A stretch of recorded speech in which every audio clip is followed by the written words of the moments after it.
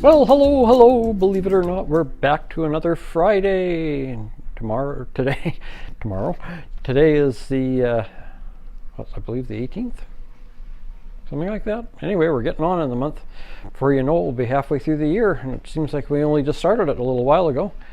But that's how life is. It's like a roll of toilet paper. The closer you get to the end, the faster it goes. Don't use it too quickly. When you start off at the beginning, you use as much as you want, and then you get close to the end, you start using a square at a time, right? Try and make it last as long as you can. Alrighty, let's get around to what we're doing here today, and let's start off with our shout-outs. And our first shout-out is for T&C Diggers. They do all kinds of recovering of artifacts and that. The last video I watched of theirs, they were out walking along an old railway bed, or the rails had been taken up, and it was just amazing the things he was finding, everything from marbles to watches to anyway, really worth watching. Encourage you to go over there and check it out. Our next shout out is for the Mainely Digger, and Brian does metal detecting and exploration and history, and his main focus is as you can see from the name Digger, is metal detecting, but he does some what do I call them, tours of museums and interesting locations around where he lives. He's currently in Pennsylvania, I believe, until the end of the month, and then he moves back to Maine. That's why, hence the Mainely Digger and not the Pennsylvania Digger. And anyway, go check Brian out. I know he'd appreciate seeing you on his channel, and you'll enjoy the content. He does lives periodically too, and nice to have a good chat with people of similar interests. And our last one today is Catherine's Plate. If you haven't checked out Catherine's Plate, you should do that. I cook. I guess I put it this way: I'm a cook. She's a chef. How's that, right? Cooks work in diners and restaurants, or diners and cafes, whereas chefs work in restaurants and fine dining facilities. But yeah, go check out Catherine's Plate. She's an amazing cook, and you'll enjoy some of the recipes she puts up. And you can tell her I sent you if you want, but you don't have to, by all means. So swing by, check out Catherine's Plate, Mainely Digger, and T&C Diggers. That's your shoutouts for this week. Alrighty, now I decided I'm not going to read any more Frank and Abby. Just leave you hanging, make you wonder what the heck was going on. What happened? And yeah, no, I'm fibbing, as you can tell. I wouldn't do that to you. I'm not that mean. I gotta find chapter 8 here. I believe we're at chapter 8. Let me just take a quick glance at chapter. Alrighty. So last chapter ended with him falling asleep, and the next day they were going to go visit the missing pastor's mother. So here we go. It was nearing 10 a.m. when we pulled into the driveway of Mrs. Wainwright's small bungalow. The drive had been uneventful, other than having to stop once to clean off the vast horde of insects that had chosen my windscreen as their final resting place. Abby and I made our way to the front door and rang the bell. We heard noises inside, and a few moments later a rather frail, red-eyed Mrs. Wainwright opened the door. One look at her told us quickly the toll her son's disappearance was taking. "Yes, may I help you?" she asked. "I'm not really interested in buying anything, and if you're here to talk about your religion, I'm not interested. I'm active in my own church, where my son is the pastor." "Mrs. Wainwright, my name is Frank Harvey, and this is my associate, Abby Barstow. You may not remember, but we met at the coffee time after church on Sunday." "I do remember you now that you mention it. I thought you looked familiar, but I couldn't place you. But why are you here?" I explained that we had been hired by the congregation via Fate and Sally to try and find Pastor Dennis, and that I would like to ask her a few questions. "Wait just a moment," she said, then shut the door in our faces. "I assume from the wait just a moment that she wants us to stay," Abby observed. "My guess is that she's phoning Fate and Sally to check out our story," I replied. Sure enough, a short time later, Mrs. Wainwright opened the door and thanked us for waiting. "I called Sally to check out your story. A person can't be too careful in this day and age with what's happened to my son. Well, you understand." She stepped back and invited us in. Please come in. You'll have to excuse the state of the house. I just haven't felt up to doing much of anything since Dennis vanished." She walked ahead of us into the living room and dropped into rather than sat down in an oversized recliner. "Would you like me to make you some tea or coffee, Mrs. Wainwright?" Abby asked. "Thank you, dear. A cup of tea would be lovely, but I hate to put you to the trouble." "It's no trouble at all," Abby replied. "Where do you keep the tea?" "Oh, the kettle's on the stove, the teapot's in the cupboard over the dishwasher, and the tea bags are in a canister on the counter. I'm sorry, I'm not usually such a poor hostess, but it's hard to concentrate on much of anything at the moment." "Don't worry yourself about it. We completely understand," I said, as I settled myself in an easy chair. "I hope you don't mind us stopping by, but I have a few questions I need to ask you about the phone call you got from your son." "I'll help any way I can. That phone call did at least ease my worries a bit. At least I know he's still alive." Abby walked in a few moments later carrying the tea things on a tray and set it on the coffee table. After getting everyone a cup of tea, she took a seat on the couch. We all tasted our tea and sat quietly for a moment. "Mrs. Wainwright—" "Oh, Mr. Harvey," she interrupted. "Please call me Prue. My name is Prudence, but I haven't been called that for years." "Well, then, Prue, it is, and you should call me Frank. Now, Prue, what can you tell me about Dennis's phone call that seemed odd to you?" "Well, the whole conversation, really. He kept calling me Mother rather than Mum, which is what he normally calls me. Then there was the whole thing of being at a brother's in California, some place called Bodie. Dennis is an only child, and as far as I know, has never been to California and doesn't know anyone there." "Could he have any friends in California? Perhaps someone he knew from seminary?" I asked. "Well, if he does, he's never mentioned it to me." Prue, Abby and I looked up Bodie, California on the internet. It's an old mining town, a ghost town now, a state park, and nobody lives there. I think Dennis was perhaps trying to tell you something about where he is. Fate mentioned you used to have a family dog named Bodie. Is that correct?" "Yes, when Dennis was a boy, we had a dog named Bodie, but how does that tell us where he is?" "Honestly, I'm not sure.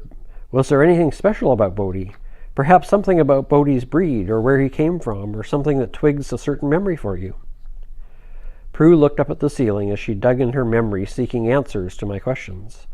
I glanced at Abby and noticed she had a small writing pad in her lap and was taking notes. "Bodie was a purebred Australian Kelpie. Not a common breed around here. We got him when we lived in Gurneyville. Don, that's my late husband, thought it would be good for Dennis, being an only child, to have a dog." "Did you get him from the pound or buy him?" Abby queried. "No, not the pound. We did buy him from a friend of Don's who ran a goat and sheep farm. That's why he kept Kelpies. They're great herders and guard dogs." Anyway, Brian Derringer raised these Kelpies and sold them to other livestock farmers. When Don mentioned getting a dog for Dennis, Brian sold him the runt of the litter for a good price. Dennis got Bodie for his birthday that year, and the two of them were inseparable. In the back of my mind, pieces were beginning to come together, and my memory was trying to nudge my consciousness to recognize an important link. Something about this conversation was tied to something I had heard earlier in the case. Finally, the penny dropped. Goats. Someone had mentioned something about goats. No, not goats, but a goat farm. Swallowing my pride, I looked at Abby and asked, "Didn't someone else mention a goat farm?" Abby looked at the floor for a moment, deep in thought. Suddenly, she looked up at me and said, "Jared! He said that he got the van from the hardware store stuck in the mud at his cousin's goat farm." "Jared? You mean Jared Prentice, do you?" Mrs. Wainwright asked, looking back and forth between the two of us. Yes, Jared Prentice had borrowed a van similar to the one seen at the church the day Dennis disappeared. But when we checked it out, he said he had gotten the van stuck in the mud at his cousin's goat farm.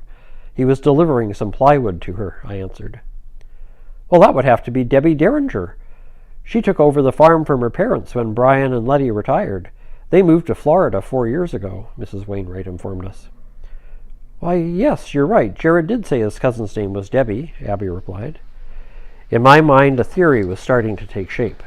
I could put all the pieces together in a way that made sense, but I couldn't think of a motive for the kidnapping. Abby, I want you to stay here with Prue. I need to go and check out this goat farm. Prue, can you give me directions on how to get there? 15 minutes later, I was on the road to Gurneyville, armed with a turn-by-turn set of directions to the Derringer farm. I told Abby if I wasn't back by 3 o'clock to call the county sheriff's office, inform them of what we knew, and try to get them to come looking for me. Although it was all circumstantial, the evidence kept pointing to the Thomas Prentice Derringer clan.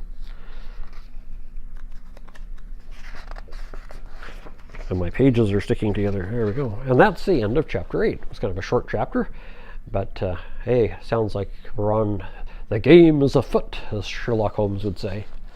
And so there we are. So next week we'll have chapter 9.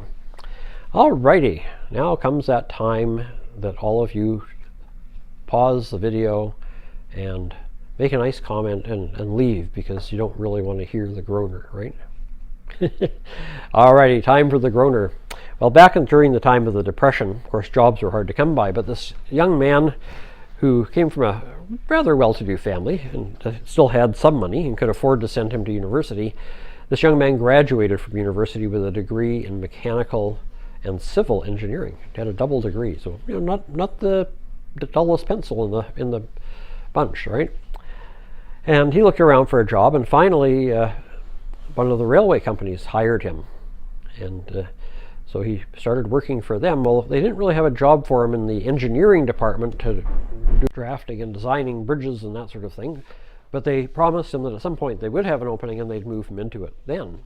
But in the meantime, they were going to place him as a crew boss, actually out on the line with the line crews that kept the tracks in shape, and he would be working with them, heading them up, overseeing them. And so he accepted the job because jobs are tough to come by during the times of the Depression. So he felt very fortunate to be offered this job. Well, things went well for the first probably 5 or 6 months he was on the job, and the crew really loved him. And even though he was well educated, he wasn't arrogant. He didn't talk down to them or treat them poorly.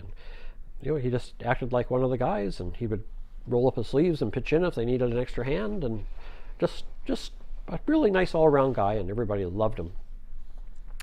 Well, one day they had some track repairs to make, just minor repairs. The train could still go over the tracks, but they had some minor repairs to make in this kind of gulch. And so they set a lookout further down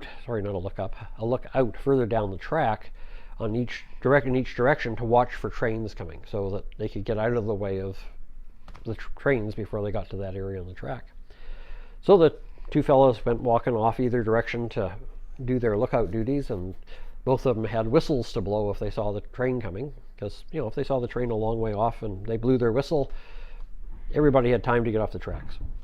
So the guys get busy and they're doing their work and making whatever adjustments and fine-tuning the tracks they needed to do, and all of a sudden they hear this rumbling noise, and a train blasts its horn, and they look up and here's a train coming right at them.